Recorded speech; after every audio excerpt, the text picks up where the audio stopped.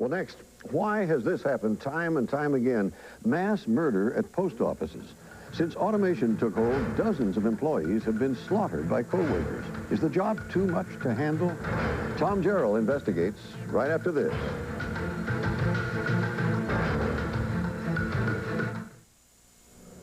Most of us think that a job in the post office is routine, pleasant work.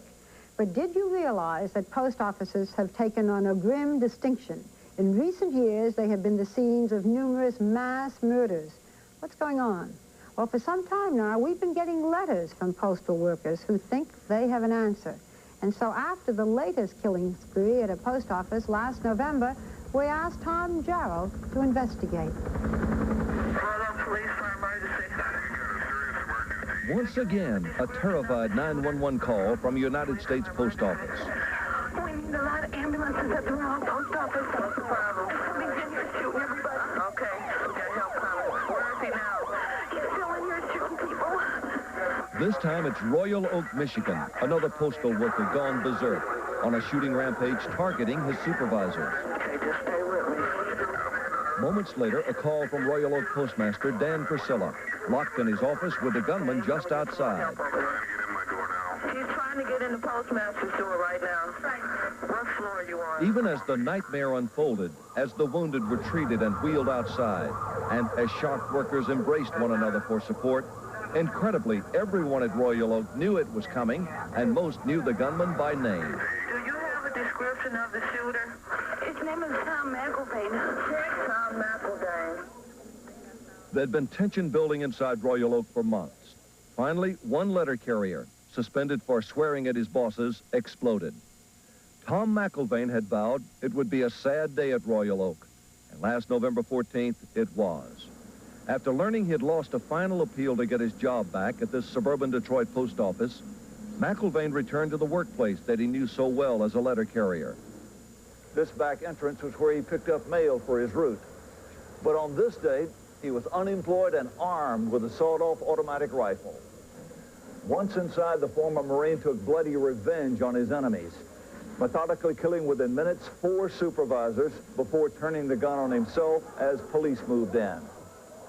Royal Oak Postmaster Dan Priscilla would have likely died had his door not been locked. Mr. Priscilla is no longer in that job. There's no suggestion of wrongdoing or malfeasance. It's just no longer in that job.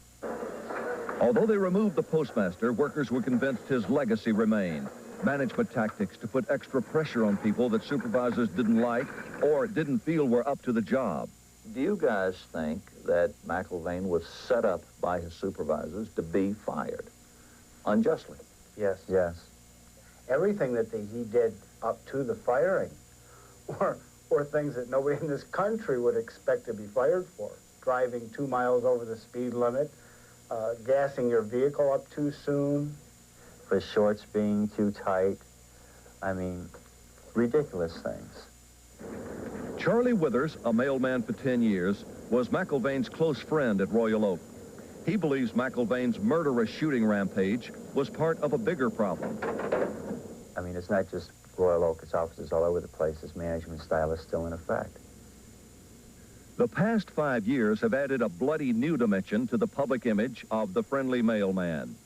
Repeatedly, enraged workers have taken deadly aim at their supervisors and co-workers as well. In 1986, Edmond, Oklahoma, the 3rd worst massacre in U.S. history.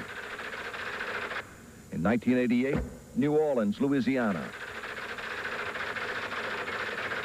In 1989, Escondido, California.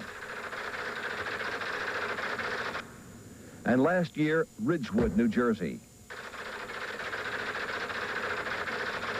Then a month later, McElvain's rampage in Royal Oak, Michigan. The bloody toll in 5 mass killings, 26 postal employees dead, dozens wounded. Before announcing he was stepping down as this nation's 69th Postmaster General this month, Anthony Frank instituted sweeping postal reforms and modernization. But the Frank era was marred by mass violence. What's going on? Why are these people driven to this? We have stress. And I think normal people can handle normal stress. We have some people out of 750,000 who cannot handle normal stress and who react abnormally to it. But the great mass of our people are perfectly happy. Frank must go! But Frank's view of happiness in the workplace is not shared by postal workers interviewed by 2020. In the past 2 years, we've received dozens of letters urging us to investigate fear and hostility in the Postal Service. At this recent protest in Stamford, Connecticut, members of the American Postal Workers Union told us acts of violence by co-workers no longer shock them. People who don't work for the post office may look at it and say, well, another postal worker flips out or the guy was crazy. People can be driven to do that by the management here. Every day that I go to work, I wonder if maybe somebody will be there with a gun. That's how bad it is where I work. The fears of the postal clerks are supported by Robert Karpinski, who retired as a postmaster last year after 41 years. Free now to speak out, he says supervisors rule by threats of firings and are sometimes rewarded with promotions for such acts of intimidation. I'm talking about an aura of fear that you can't comprehend unless you've worked in it. And the worst part about this fear is that people accept it as part of their daily workload now. The post office is in the throes of a revolution. Since Congress stopped subsidizing the Postal Service, the agency's very survival depends on its ability to compete with private delivery services. In business terms, the mail these days must move fast, efficiently, and turn a profit. Many workers feel they're being ground up by the wheels of progress. Is it necessary for them, in effect, to do more faster? Well, we don't want to do a speed up. I mean, we expect people to work for us 30 years. We're not looking to burn somebody out in a very few years, and we don't. That's the biggest lie I've ever heard, because the postal workers receive no respect from management. They treat the machines better than they do the people. So what is it about moving the mail that has so many postal workers blowing their tops? Postal clerks say the public never sees the huge mail factories where much of the real work is done late at night. Life in the Postal Service, they say, is a paradox, tedious and repetitive, but always stressful because of the tons of letters and the constant deadlines. The Postal Service began the process of mechanizing with these high-speed letter sorting machines. The LSM is still widely used, and workers must compete with its untiring, mind-numbing, relentless rhythm. When a person works on a letter sorting machine, 8 hours a day they're sitting at a console for the most part, typing in numbers which correspond to a zip code. There's a pneumatic arm that actually drops a letter in front of that person, 1 per second, 60 per minute. In excess of 3,600 letters per hour, in excess of 30,000 letters per work tour. 60 a minute, that's correct. That's amazing. That's the requirement. And you do this hour after hour, day after day. Yes, with 2 breaks and a half-hour lunch.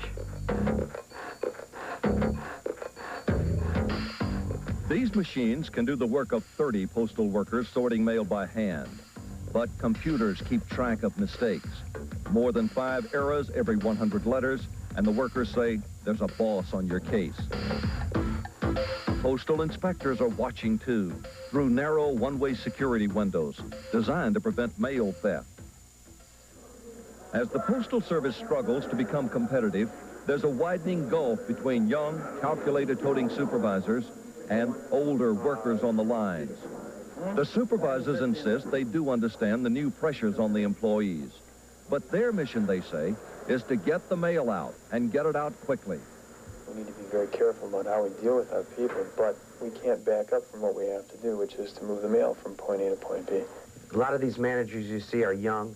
They come in, you know, with their college degree, carry mail, work as a clerk for a year or 2, and then jump into management. They don't know anything about the Postal Service.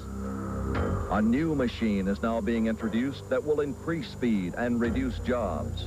The Postal Service is going to full automation with the formidable optical reader that sprays on barcodes and scans letters at a top speed of 35,000 letters an hour. It takes only 2 people to operate a single optical reader. One feeds in letters, the other unloads the sorted cartons. The optical reader will replace 35 people sorting by hand and 17 LSM machine operators by the time it's standard equipment in 4 years. We're reducing the number of employees by about 100,000 over 6 years. We've already done about 43,000, all by attrition, none by layoff. We're very proud of that.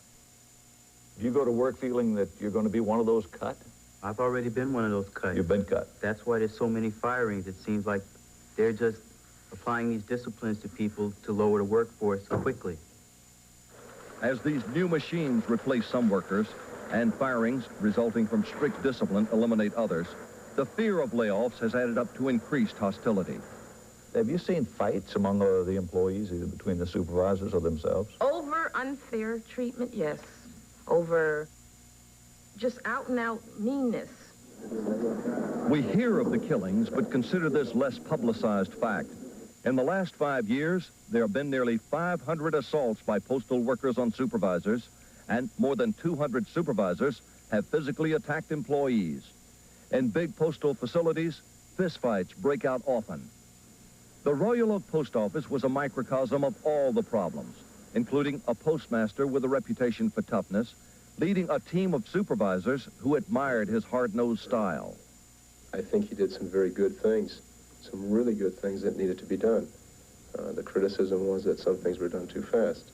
Well, when is a good time to do anything? You still have to make some changes. They don't feel responsible for Thomas McIlvain's murderous assault on 4 of their fellow supervisors. You're trying to make rational sense out of an irrational act, and if a person is bent on destruction, as Mr. McIlvain was, he's going to achieve his goal. So after outbreaks of carnage covering 6 states in 5 years, what has the Postal Service learned? At Royal Oak, the deep-rooted tensions remain. On this memorial plaque honoring those killed, workers have defaced the name of Senior Supervisor Christopher Carlisle with red ink. Any employee that had to put up with what Mr. Carlisle, anybody under Mr. Priscilla, or that administration period, had to put up with, they pushed people to the brink. They treated people like scum. The former postmaster who didn't respond to our inquiries has been replaced temporarily by Robert Fisher, a gentleman with a knack for handshaking. You guys did a fantastic job. Thank you very much. The workers see Fisher as a stopgap and believe the hardliners will soon be back in control. Appreciate it, gang. This management style is still in effect. So you can come into Royal Oak now and you can clean up things. And they can look sweet, and you can do this and you can do that, but you can't wipe out blood with sugar. You know, it's just not a thing that happens. You can't cover up what's happened with flowers. Tom, of all the factors you listed in there, pressure from above and monotony of work and job insecurity and so forth, what one factor do you think most contributes to this mayhem? Hugh, I think it would be the workers' perception that their supervisors are enforcing petty rules that make their life even more miserable in what basically can be a very tedious job. Yeah. What's the post office doing about this, if they are doing anything? They've done a lot of things, and virtually nothing has worked. One thing they did was install a 1-800 number for workers to call if they had complaints or were worried about coworkers. They literally got hundreds and hundreds of calls, but they only assigned one person to answer the phone, so everyone else would get a busy tone. You can imagine how frustrating that must have been for them. And for how many 100,000 workers that might be a little unhappy. That's right. Yeah. A lot of busy calls. Fascinating, but tragic. I hope that gets turned around. Right. Thank you, Tom.